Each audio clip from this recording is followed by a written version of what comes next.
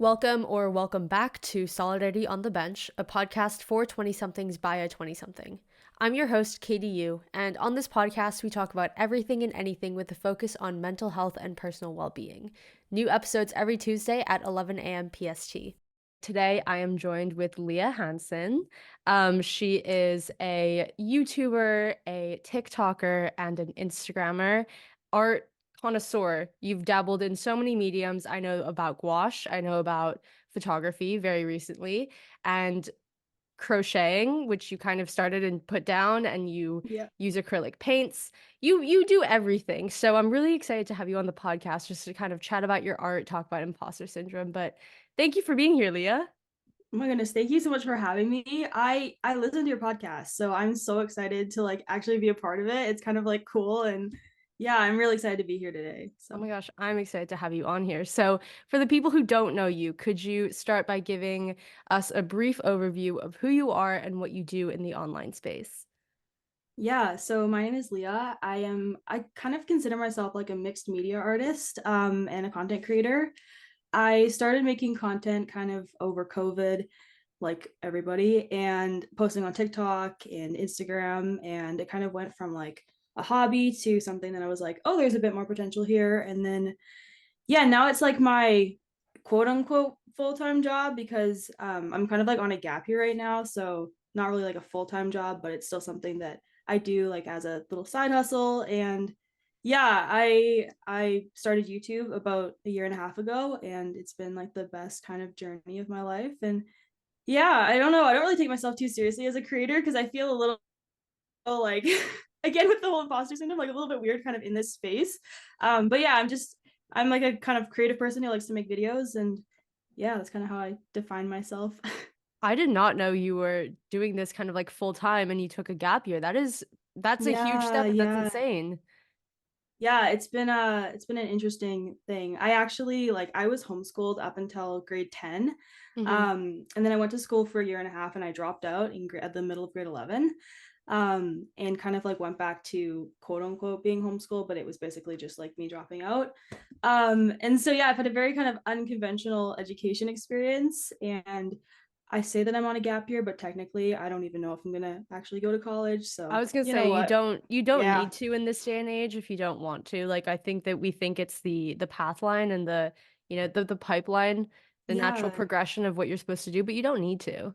Yeah, and maybe I'll go in like 3 years or something. You never know. But Yeah, absolutely. And can yeah, you it's like remind me how old you are? I'm 18. Okay, okay. Because I Yeah. remember when we were gonna meet up, you were 17, I was 22, and Yeah. I was just like, I can't believe like a 17-year-old, now you're 18. Have a major, huge platform on Oh. most social medias, and that is a lot of pressure, I feel like, as an artist and as a creative as well. Yeah, it's kind of a weird thing because sometimes I'll make a video and I'll post it, and then I'll like kind of step back, and then I'll look back at like analytics or something, and I'm like, "Oh, this many people actually saw this." And it's like a weird experience, but yeah, I'm really grateful that there's a community of people that like creating stuff as much as I do, and we can kind of go along that journey together, and yeah, it's really fun. Okay, so before we get more into the creative side, I'm super excited to ask you so many questions about that though. Mhm. In the name of Solidarity on the Bench, something I'm implementing in 2023 is asking all of my guests this one question, which is, when was the last time you asked for help? And I'm doing that because I want to kind of destigmatize, asking for help, needing help, Mhm. especially in the sense of mental health. So if you would answer the question. Man, I mean, I think it would be like this is kind of a tough question because I feel like I'm definitely somebody who's like very open in terms of like my mental health and emotions and stuff like that. And if I'm like in a bad place, I will tell people, and sometimes people like don't want to hear it, but I'm like, you know what, I'd rather be honest and whatnot. But I'd say like even just like the past week, I was like kind of feeling like a bit of a rut, and I was just kind of talking to my sister and kind of like working through stuff like that. But yeah, I think it's like really important and beneficial like what you're doing on social media and kind of Thank you. normalizing something that like should be normal because every single person is like struggling with it. And yeah, I think it's so cool also that we've seen kind of a shift in like more traditional media to kind of include and normalize that. And yeah, I think it's really needed, and I'm always happy to talk about that. I love that. I love that. Well, thank you so much. I have been a Leah stan, a Leah follower on all of the platforms. Even when I didn't have TikTok, I would watch your TikTok on YouTube Shorts. No So way. I have been a big fan. This is a big moment for me personally. You don't understand. Very excited to have you on the podcast. No, likewise. I remember I used to always see your like how-to posts. And one of my friends would actually like send them to me because she thought they were so cool. And she was like, oh, this like might help you with what you're going through. And for some reason, I don't know why. I feel like I just didn't follow you at first. I don't know why. I'm now I'm regretting that. But I literally saw your posts everywhere and I'm a fan. I'm a Katie Oh my stan. God. So No, very excited. yes. This is an epic crossover if you can't already tell. I know, so excited. So excited. So I know we kind of briefly mentioned, like, I know you got into concert photography in 2023. You kind of Mhm. posted a wrap up of that this past, I don't know, week. So I want to talk to you a little bit more about like how you got started doing that. Yeah, it was kind of a weird thing. It definitely wasn't like a formal decision of, oh, this year I'm going to learn how to do concert photography. But basically, I went to a concert like 2 years ago for the first time. And I was just like, oh my goodness, this is like the coolest thing ever. I'm such a music person. And I grew up doing dance and kind of like a bit of theater stuff, I guess, within like my church. And so I did a lot of performing. And so kind of but I had never actually been to like a formal concert. And so I just kind of like fell in love with the atmosphere and whatnot. But it wasn't until like a year later I went to a Joshua Bassett, man, I could not talk right now, Joshua Bassett concert. And I saw that he had this photographer girl, and she was kind of like looked like she was around my age, maybe like college student, and she was kind of like walking around taking photos. And I was like, oh my goodness, this is like so cool. This is an actual job.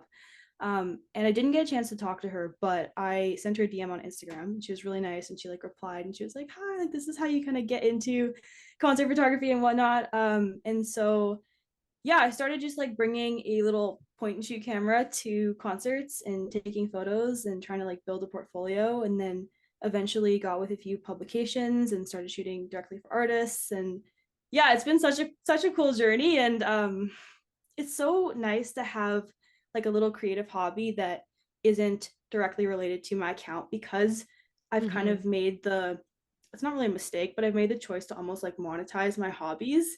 Hmm. And so having something that's just for fun was so beneficial. But yeah, it's been a fun little journey. Oh my God, can we like diverge and talk about the monetization of your hobbies for a second, Yes. especially as a creative?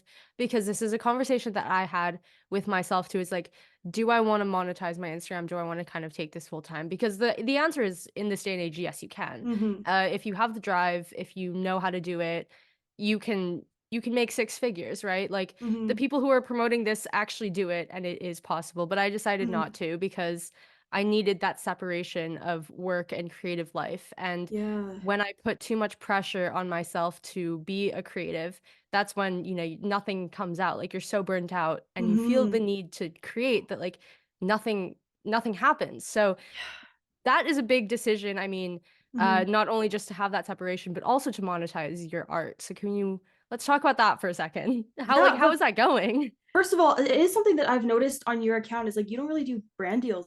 Is that something you've consciously said no to? I turned down maybe 99% of every brand deal, yes. That's really impressive. I admire that so much. I think at the start of making content, I was just like, oh my goodness, wait, I can get paid for this. And it seemed like such a, because it's more money than, my minimum wage job was making, right? And Mm-hmm. so I was like, oh, this is perfect. And then I started doing a lot of brand deals in the beginning that I didn't really like align with, and it kind of left Mm-hmm. me with like a bit of an icky feeling. Like nothing that was morally wrong, but I was like, I don't want to be here promoting what I'm like selling all the time. And so I Mm-hmm. kind of took a step back from that. And even right now, I'm like, I've taken like 4 brand deals, I think, this year. And so I'm just trying to like take a step back from that.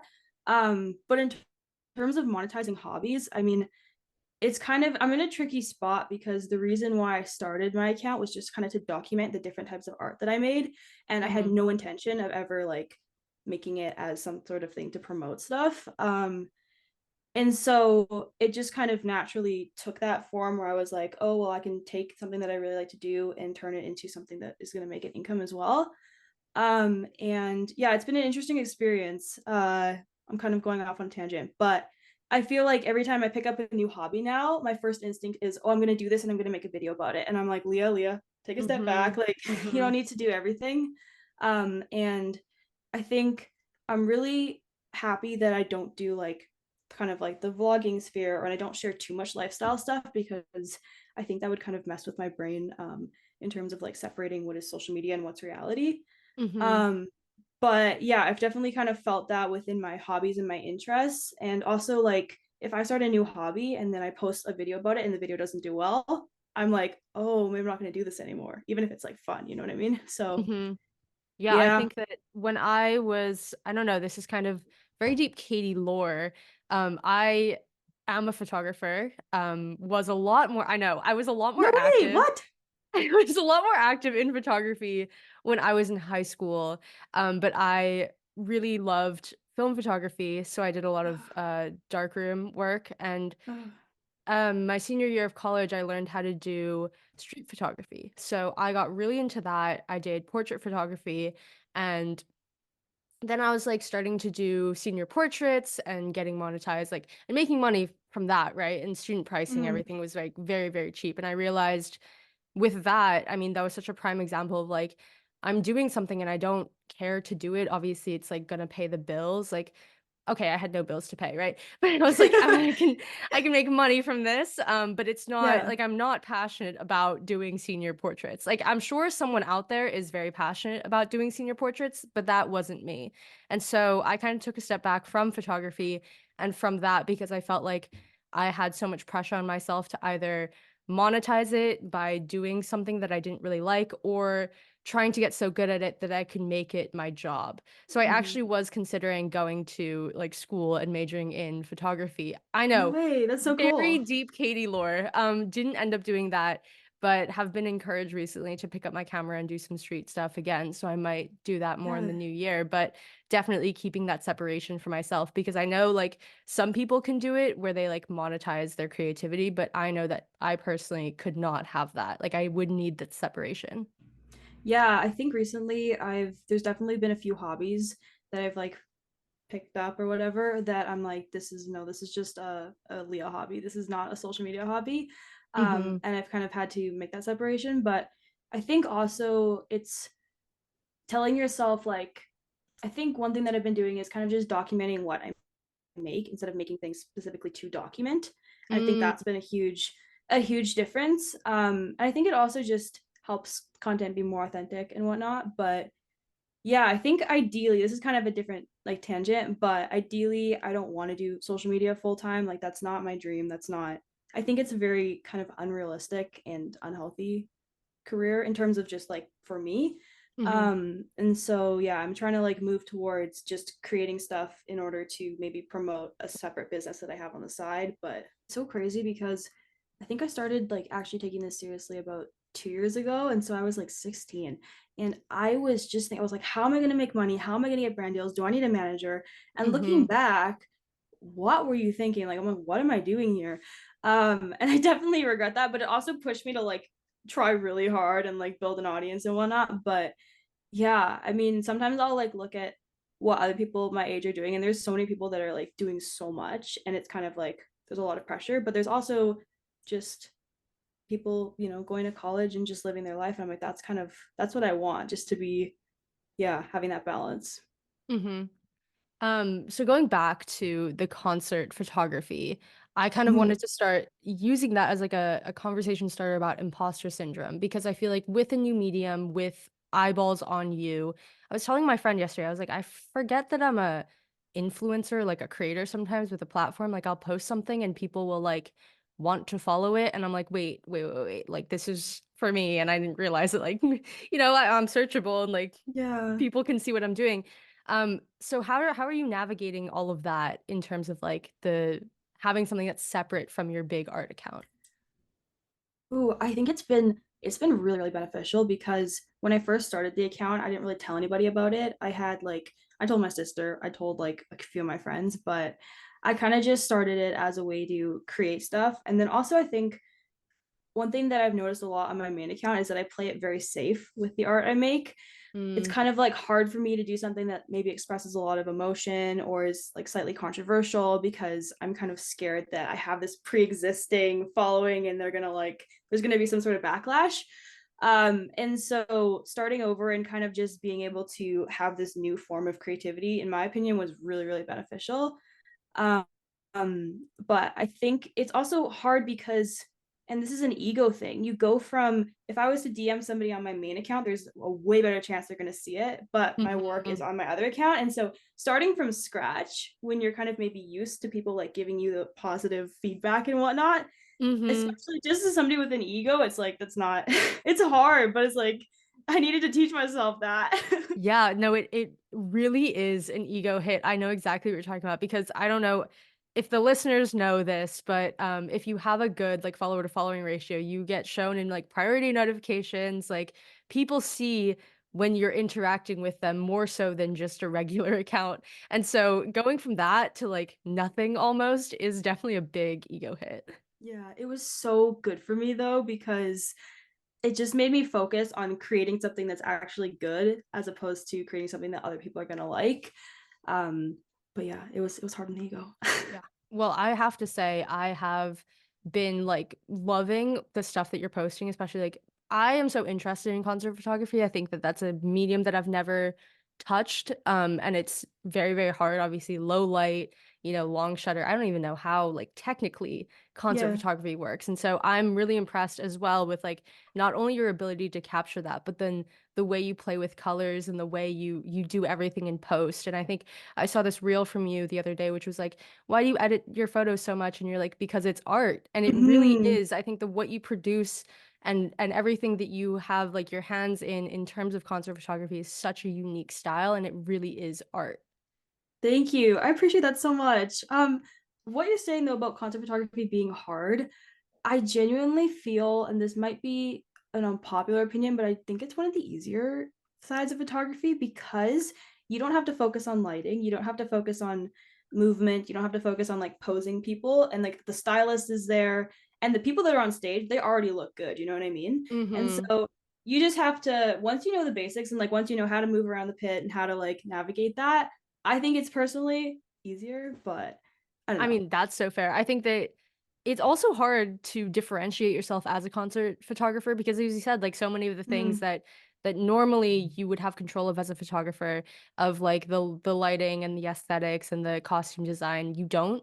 And so mhm. it's like how can you be different to anyone else that is standing in that pit taking that photo? And again, what I said, like all the editing you do in post is like simply so cool. Like I would totally have multiple of them as posters up in my room. They would make like really cool sets, you know? So I Oh want my to goodness. just take a second and be like, everyone go check out Leah's like concert photography. It is genuinely really, really cool. That's so sweet. Thank you so much. I mean, I think with the editing is it's exactly what you said. When I first started, I was like taking photos and I was like, how am I going to make myself stand out? Which again, it's like, why Hmm. am I even thinking about this? I should just be thinking about taking photos, but it's just kind of like how my brain works. And yeah, I'm just trying like different editing styles. The photographer for Billie Eilish, Maddie Vogel, he was like a really big inspiration because he uses like crazy colors and kind of like almost like a surrealist type of approach to it. Um, and so yeah, I got inspired by his work and then a few other people that I found on Instagram, and yeah, I just tried to make something that was cool. Yeah. Well, I can tell you, it is really cool. Like as an outsider looking in, I think it's really cool. No, thank you. So with concert photography and just any new medium in general, I know, well, okay, I don't.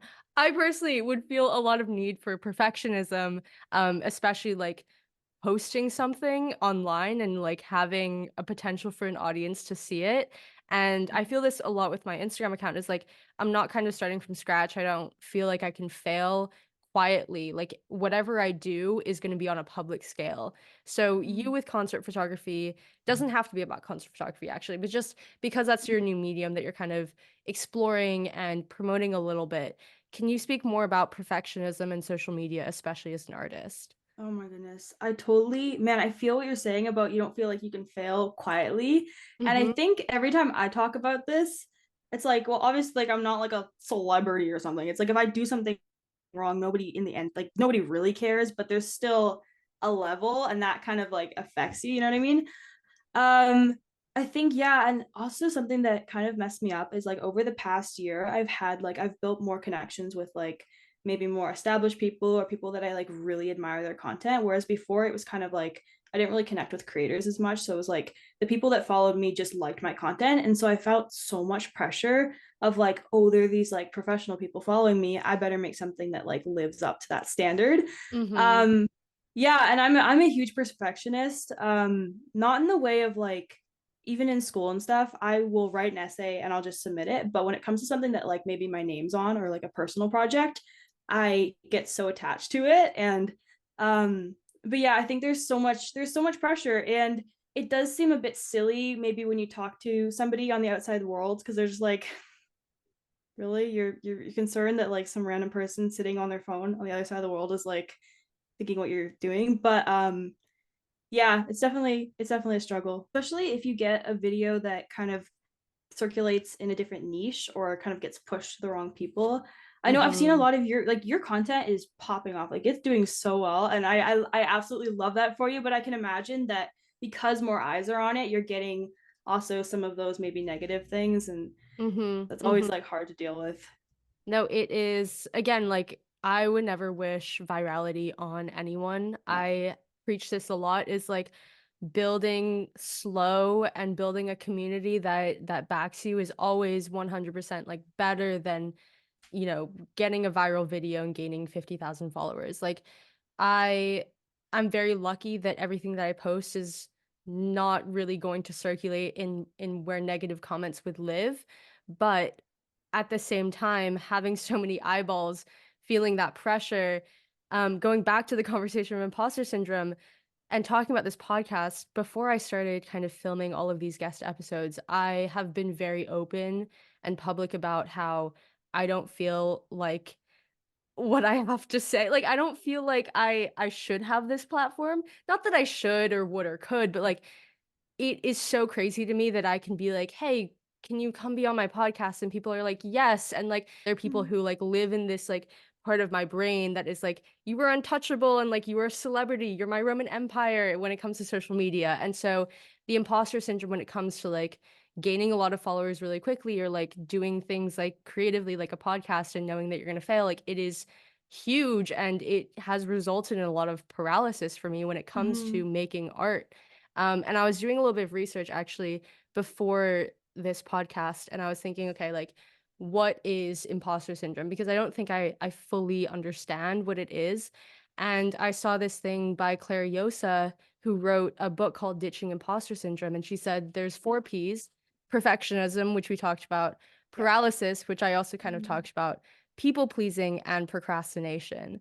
And I think that 2024, I don't know about you, but for me, it's going to be the year that like I decide that it's not weird to try something new and to fail at it. Like you don't have to be good at everything. And I think I've started posting about my running, and my mile time right now is Mhm. 12 minutes, which is, nothing to brag about, nothing to bring home to It's mom and tell, but like there's something to be said about like, okay, I'm gonna try new things, and as adults, I feel like we don't let ourselves try new things and fail. And with social media, everything feels public and big and scary. But Mhm. with creativity, especially, like it's really cool. I see that you always try different mediums and sometimes you make videos about them, sometimes you don't. I remember the whole gouache, like trying gouache and that whole series that Yeah, you've like yeah, picked yeah. up and put down and picked up and put Pick up down. on But it, there's something yeah. to be said about like, trying something and not being afraid for it not to go well. Yeah. Oh my goodness. I have, first of all, you thinking that like you like not thinking that you don't have a voice to like have a podcast and whatnot, but thinking like feeling that, I totally feel that. And I just think like I've listened to a lot of your episodes. I genuinely enjoy them. Some of the Thank guests you've had you. on have been so good. And it's given me like a lot of advice as somebody who's like also younger, and like a lot of the guests you have are like around your age or whatever. Mm-hmm. But yeah, it's I know you don't want like somebody to be like, oh, give me a compliment, whatever, and like that obviously doesn't help necessarily with imposter syndrome. But yeah, I just want to say that because it makes me sad. I'm like, no, no, no, no, no, you're Thank so good at you. what you do. And even with your Instagram, like it genuinely, if I'm having a bad day, sometimes I'll just like, you're one of the accounts that I'll look at, and it gives me like a lot of inspiration and stuff. And so Yeah. Also, sorry, what was the question again? I kind of lost my train of thought.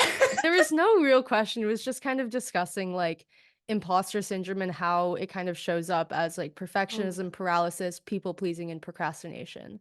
yeah, okay. I feel all of those. Something that I've been posting like way less lately, and I've kind of been telling myself, "Oh, it's for my mental health. I'm just taking a break and whatever." But in reality, it's like I'll set up my camera and I kind of feel like that paralysis, you know what I mean? Because Hmm. of the pressure of people pleasing, and whatever. And procrastination is something I really struggle with. And like you said, I mean, I'm definitely into the new year working on just getting over that and realizing that it really doesn't matter in the grand scheme of things. There's so many more important things in the world than me posting a video and people maybe not liking it. You know what I mean? Um, but yeah, I think it for me, the main way it shows up is just I have like 400 videos that I've probably made that I haven't posted and that I don't think I'm ever going to post Oh my because God. Clear I your just drafts. Hashtag clear your drafts. Like, literally. And I feel like I'm very critical of like past work, and I'll edit something and then I'll post it and all I want to do is like go back and change things. hmm And I'm really learning to kind of be like, no, this is a piece of work that I made in that moment and I liked it in that moment. I'm going to post it. It's going to be out in the world and hmm I'm going to move on and make something else. um but yeah, in terms of just how it shows up, I think for me it's the biggest thing is just not putting myself out there and putting work out there because I feel like it's not significant enough.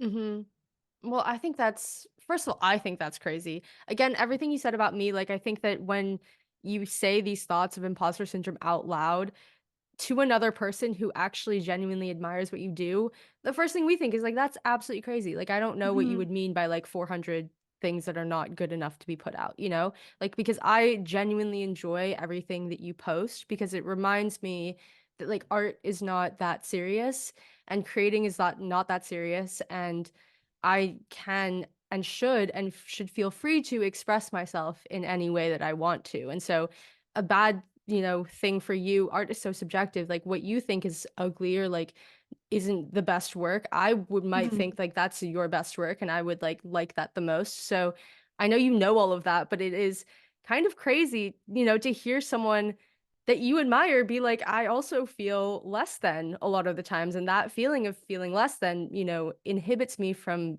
showing up as my best self most of the time.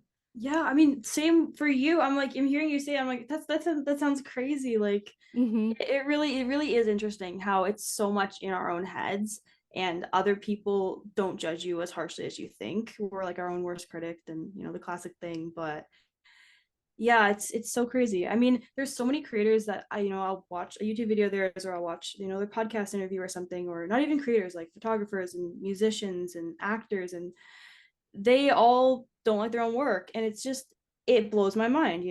Hmm. So I think it's just something that we all struggle with, but it's yeah, it's crazy to think about.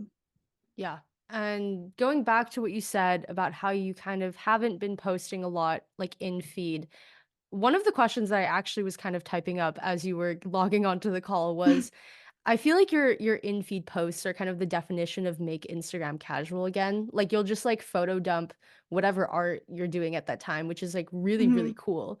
So I want to talk a little bit about like showing up online, especially like in this weird, perfect social media space that either exists or that we ourselves feel like we've created. Like, you know, let's talk about making social media casual again. Yeah, man, I don't know. I mean, I have a hard time posting feed posts just because the algorithm, just for my account, does not like them, which is crazy because on my photo Mine too. account, really? Oh my Mine goodness. hates it. Yeah. Which is like Yeah, and it's just it's so hard because I posted something I think yesterday, 2 days ago, being like, I'm worried about, posting this in feed and like let's make it casual again. And everyone in the comments is like, I love this, I love this. And it got yeah. shown to 7,000 people.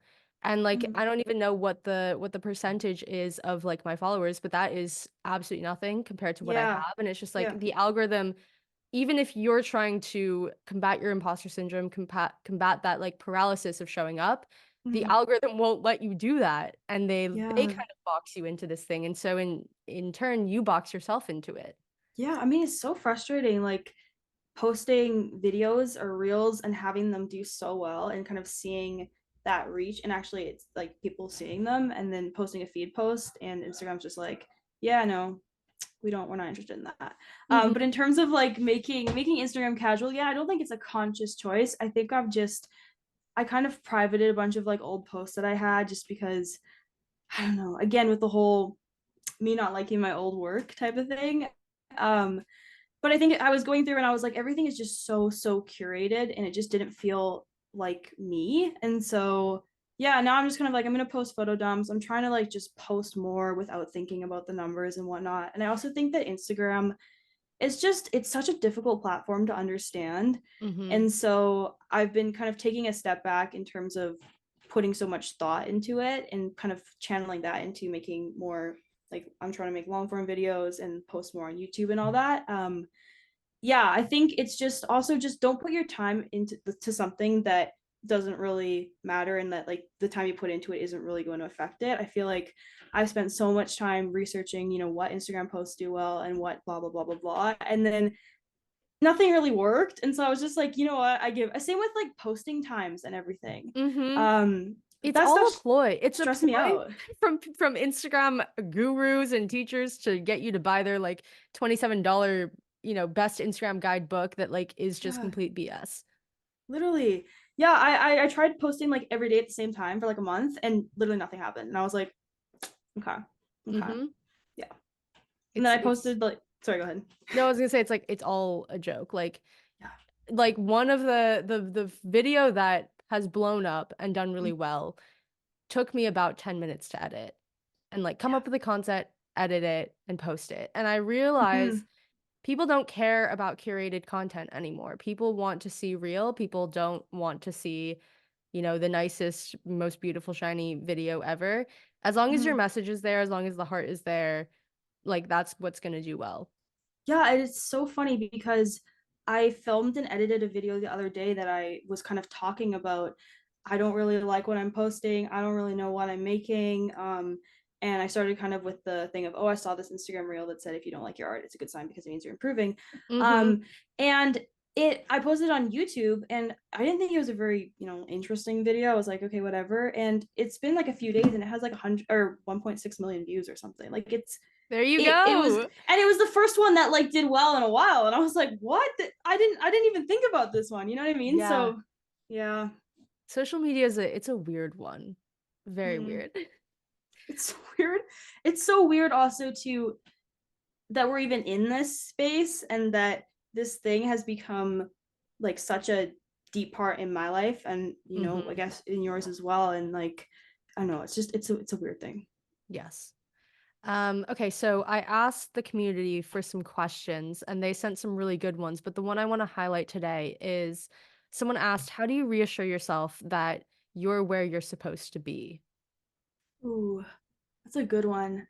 I don't think I really know the answer to that, honestly. I feel like if I somebody mean, I has the don't answer out either. there, I yeah, asked you and then I was like, I don't know what I would say to let me that. know. To reassure myself, I think, oh man, I think it also just it comes down to the point of being like, because I'm in an art space, I think maybe it's easier because I see a lot of posts by artists and people that are like coaching artists being like, just make the art that's in your heart. And I think artists aren't judgmental about like, oh, if you have this many followers or if you have blah blah blah blah. Whereas like if it was a lifestyle account, I feel like you can consider it art because you're putting content out there, but it's not necessarily, I don't know if you It's get art in a what I'm different saying, sense. but Yeah. yeah.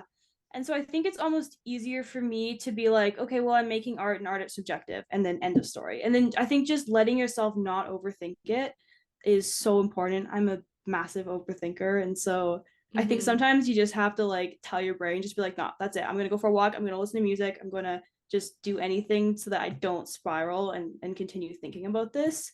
I also think it comes to man, lost my train of thought here. When it comes to like reassuring myself, I also just connect with other creators.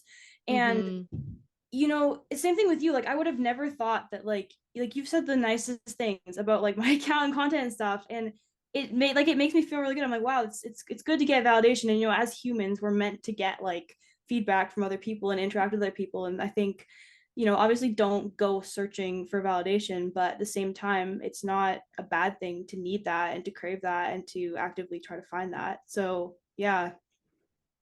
That answer is a lot better than what I would have said. No, I'm sure it's not.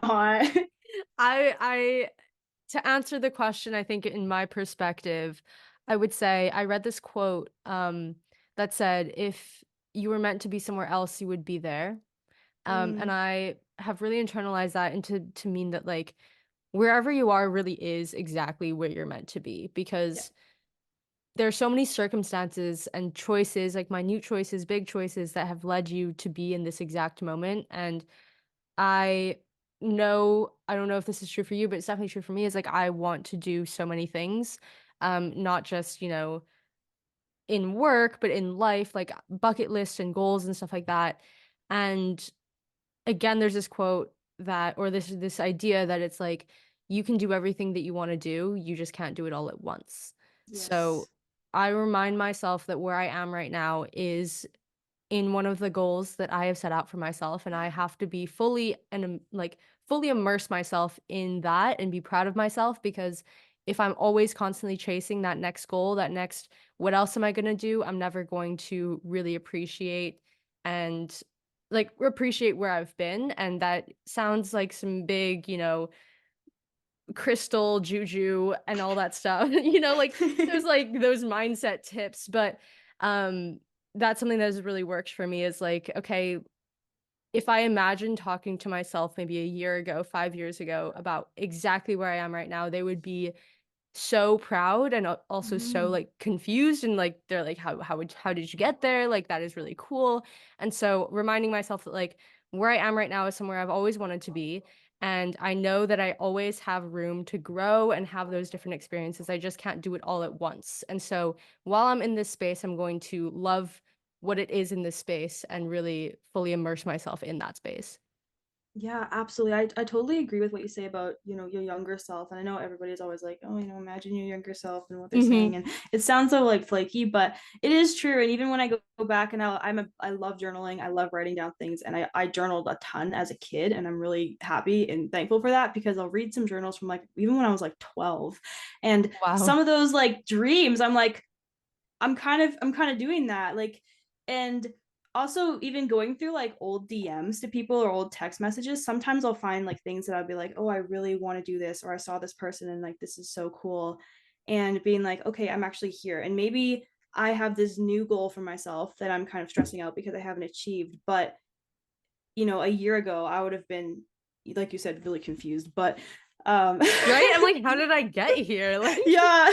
What happened? Man, I feel like what I'm doing right now and the interests that I have are so different from a year ago. And I think that's also, I don't know if this makes sense, but in a year from now, that goal that you're really working towards or stressing about, you might not even really care about it in a year. Mhm. And so I think, yeah, I think just kind of putting things into perspective is so beneficial.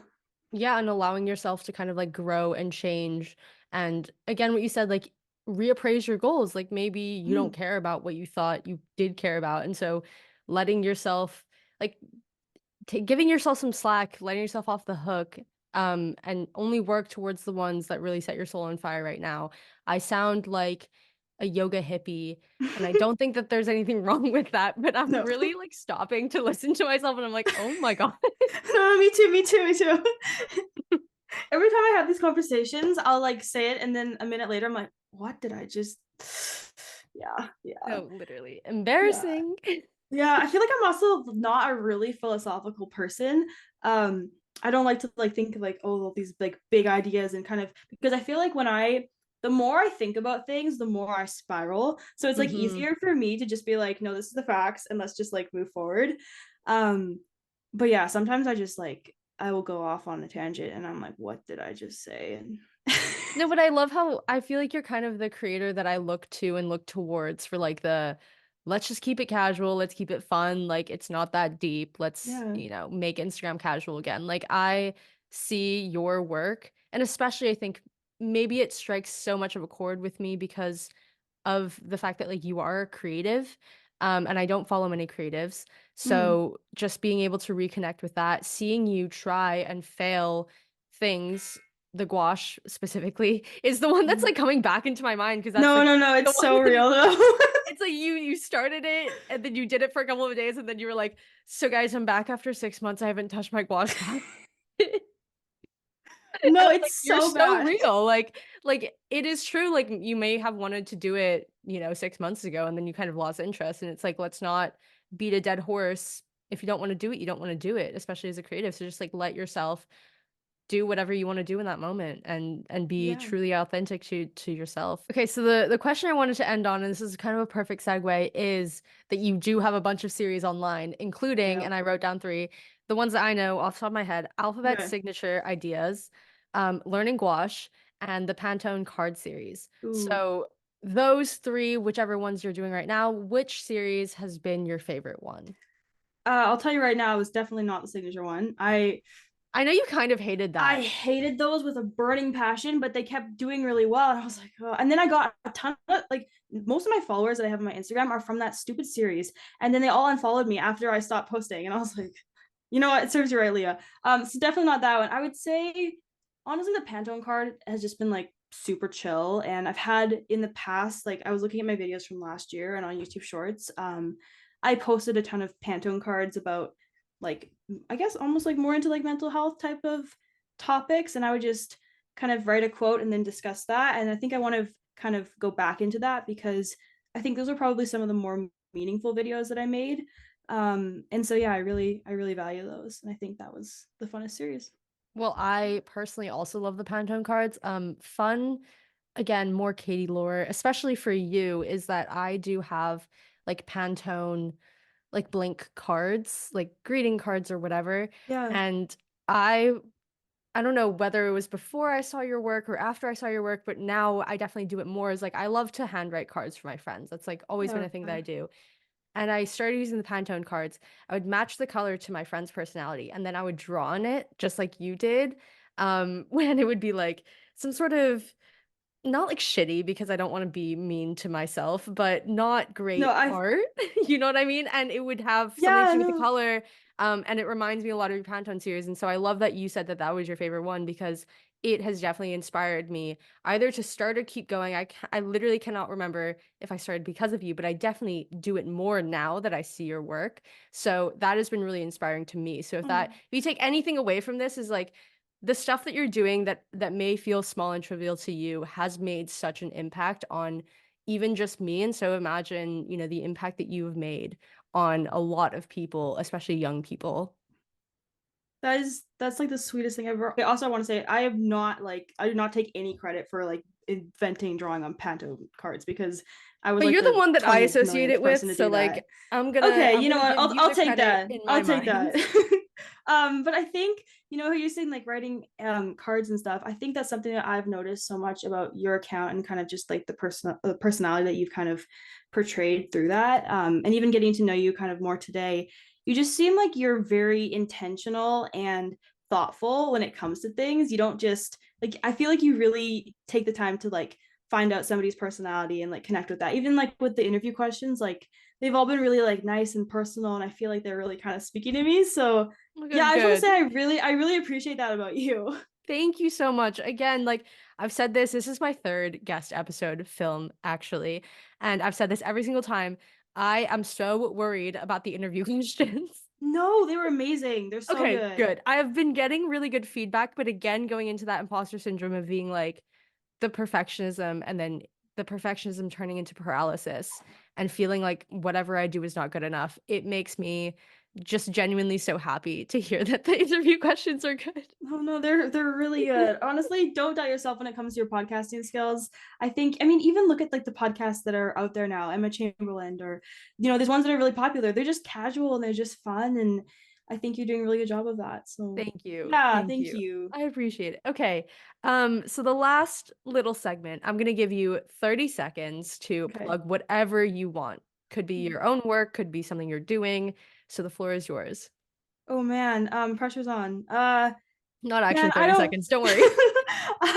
One, two, three. I I have a lot of kind of random projects going. I'd say if you want to like keep up with my work and kind of see what I'm working on, YouTube is where I post most of it, mostly in shorts. I've been slacking with the long form videos, but I'm going to start I was gonna say I was gonna start posting, but I'm like, you know what, I always say this and I never do, so maybe I won't say that, but I'm gonna try to start posting more long form, more kind of cinematic. I really want to like kind of incorporate photography and videography and filmmaking into kind of my art channel, so I think that's going to be something that's coming up. And yeah, I mean, my socials, do you want me to like say my Yeah, go for it. Okay, yeah. So it's just at Leah Hansen, LIAHANSEN on TikTok, and then add another N on the end on YouTube and Instagram. So Perfect. Well, all of yeah. Leah's socials will be down below in the description, so make sure to check her out, especially her photography account, which you did not plug. Oh, Um, also, yeah. Leah Hansen Photo. Yeah. Come on, I know. I'm a big fan. So those will all be down below if you want to check them out. But thank you, Leah, so much for your time and so much for this conversation. Thank you so much for having me. I really enjoyed this, and yeah, thank you so much. It's been a great time. Thank you for listening to another episode of Solidarity on the Bench with KDU. If you enjoyed this podcast or want to submit a question for future guests, you can follow the podcast Instagram at SolidarityPod or follow the host at katie.eu. See you next Tuesday.